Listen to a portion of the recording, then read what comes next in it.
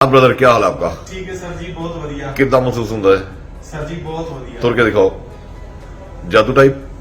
हाँ, magic magic type है? Magic type है कि नहीं, पहले दसो। Magic type sir. पहला कितनी दर्द सी? सर पहला ते मतलब मेरे को तुरिया नहीं जाता। अच्छा, कितना चिर इदा रहा?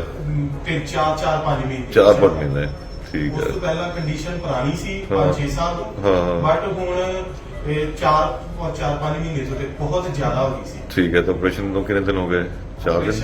4-5 दिन सैटरडे होया सी। ਤੁਰ ਫਿਰ ਰਹੇ ਹੋ ਹੁਣ? ਵਧੀਆ? बिल्कुल, हाँ बिल्कुल। ਕੋਈ ਪੇਨ ਨਹੀਂ ਹੈ? नहीं कोई। ਦੌੜ ਜਾਓ, ਫਸਟ ਕਲਾਸ ਹੈ। ठीक है। Okay brother, take care. Sir ਜੀ ਇੱਕ ਨਾ ਮੈਨੂੰ ਨਾ ਜਦੋਂ ਮੈਂ ਇੱਕ ਸਾਈਡ ਦੀ ਪੈਣਾ ਵਾ ਜਾਂ ਦੂਜੀ ਸਾਈਡ ਦੀ ਤੇ ਹਲਕੀ ਜੀ ਨਾ ਇੱਥੋਂ ਚੀਸ ਜੀ ਉੱਠਦੀ ਹੈ। ਨਾਰਮਲ ਹੈ।